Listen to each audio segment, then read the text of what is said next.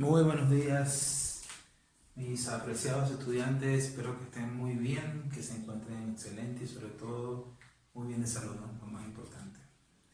Vamos a comenzar a trabajar con el texto o con el área, perdón, de literatura.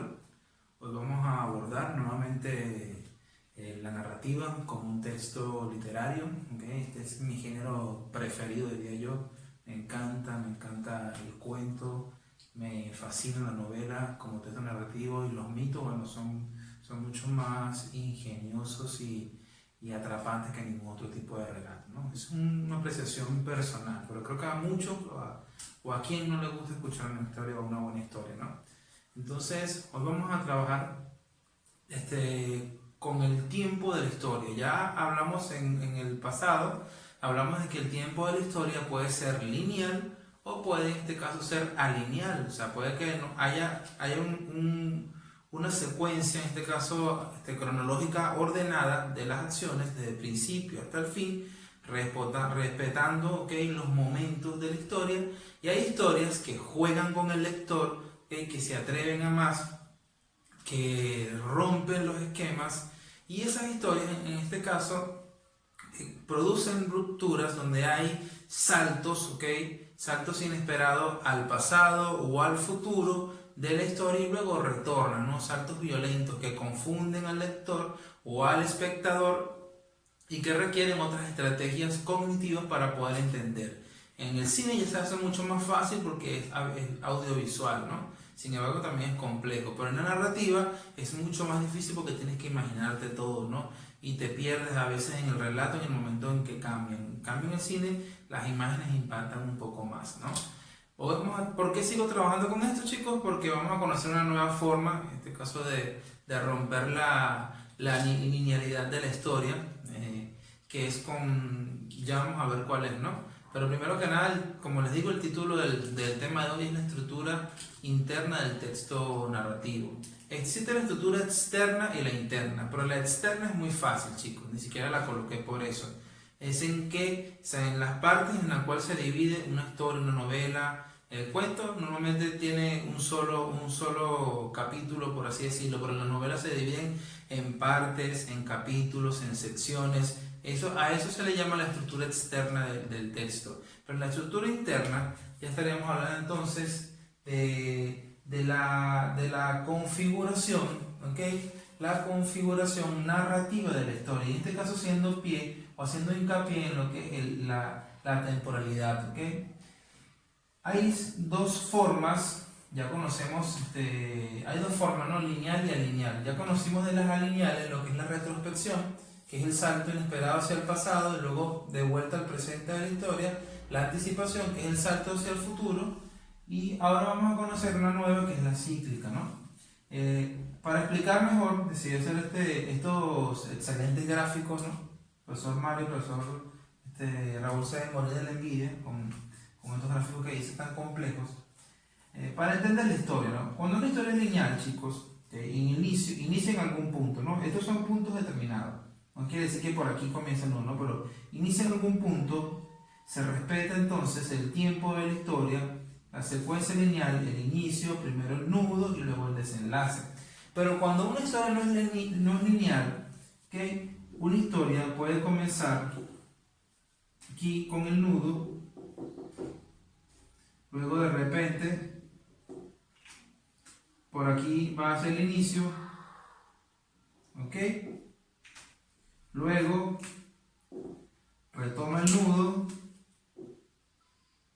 y así hasta que termina, ¿no? O incluso la historia puede comenzar con el desenlace, ya en el desenlace vuelve el inicio, se sigue su devenir, su correr y vuelve otra vez a una parte del desenlace y así, ¿no? Esa es una forma de contar la historia de manera no lineal. Entonces, cuando es lineal, simplemente nos quedamos con la estructura tradicional. Inicio, nudo y desenlace. Sin ningún tipo de saltos, chicos. En cambio, cuando la estructura del texto narrativo es cíclica, eso es muy interesante, esta estructura, ¿no? La estructura lleva, ¿ok?, la forma circular o la forma de lo que es un ciclo, como el ciclo del agua, por ejemplo, ¿ok?, como el ciclo de la respiración, es un proceso que, como los años, ¿no? El ciclo lleva una forma circular. La historia no va en forma lineal, sino que va en forma circular. ¿Ok? Y de esta manera el inicio y el desenlace se conectan en algún punto, chicos. Aquí no hay saltos inesperados, sino que la forma de contar la historia da la apreciación o da la sensación de que la historia es infinita, de que la historia nunca acaba. ¿Ok? Como muchos creen, hay personas que la historia nunca acaba, ¿no? En una historia lineal la historia acaba. ¿Por qué no acaba? Porque la historia tiene un inicio, ¿no? Luego, en algún punto de la historia, en algún punto determinado, vamos a ponerlo aquí, comienza el nudo, que es el conflicto central, ¿no?, de la historia. El conflicto central de la historia, ¿ok?, llega, y el desenlace, chicos, está justo en el inicio.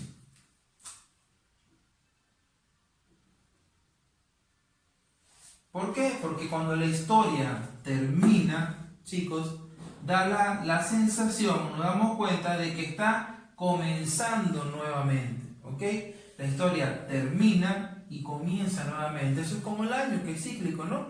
El mismo 31 de diciembre, cuando suenan las 12, son las 12 de la noche, ha terminado un año, pero a la vez que ha terminado un año, comienza otro. Así es una historia cíclica. En el momento que la historia termina, ¿ok?, comienza otra vez. No sé si han visto películas interesantes donde hablan bucles temporales. No sé si vieron Doctor Strange, un bucle temporal, ¿no? Que la historia se reinicia constantemente, una y otra vez reinicia la historia. Justamente cuando finaliza, vuelve a iniciar. Finaliza, vuelve a iniciar. Y así hasta la eternidad. Y por eso se llama la noción de infinitud. Mientras que la historia lineal es finita. ¿Okay? Esta historia que no es lineal es infinita, porque da la sensación de que nunca termina.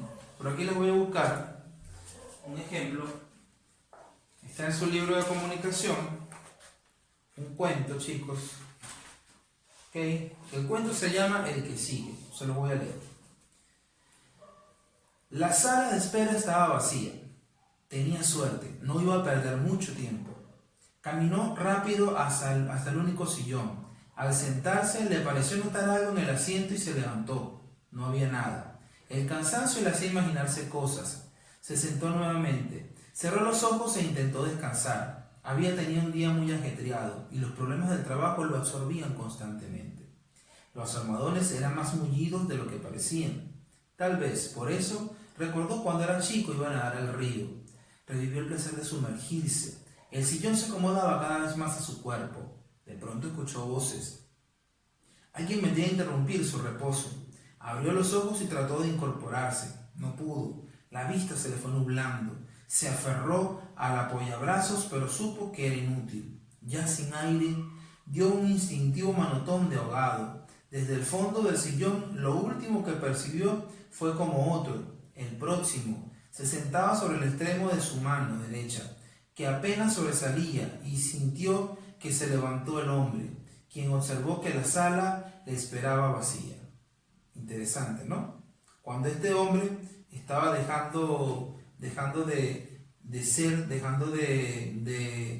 morir, entonces otra nueva persona iba ingresando a este espacio para sentarse en el sillón, ¿no?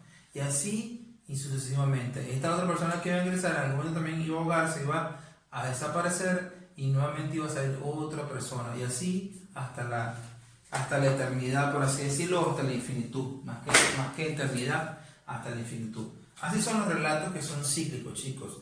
Terminan con el inicio o inician con el fin. Así, un ciclo realmente es así, un punto donde las dos cosas se funden o se confunden en un mismo ser, ¿no? Y son relatos interesantes, son relatos que suelen ser fantásticos, se asocian con lo sobrenatural, y es un recurso muy utilizado en el cine. Siempre apunto hacia el cine, que es un medio de entretenimiento mundial, famoso, incluso muchas veces más popular que la literatura, pero que se nutre demasiado de la literatura. Las técnicas narrativas del cine, en su gran mayoría, o parte de ellas se las debe a la literatura. El cine tiene su propia técnica narrativa, ¿no? Pero se nutre mucho de las técnicas literarias.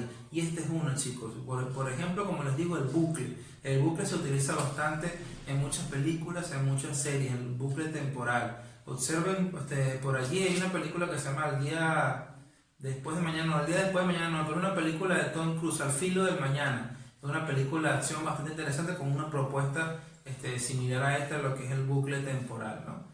Y en un cuento simplemente da esa sensación de que cuando termina, vuelve a comenzar, chicos. Entonces, esto ha sido todo, espero que lo hayan disfrutado y les invito a que se sumerjan en este tipo de historias porque ponen en práctica lo que es el juego con el lector y nos pide un lector más atento, capaz y dispuesto a sumergirse en el fantástico mundo de la literatura.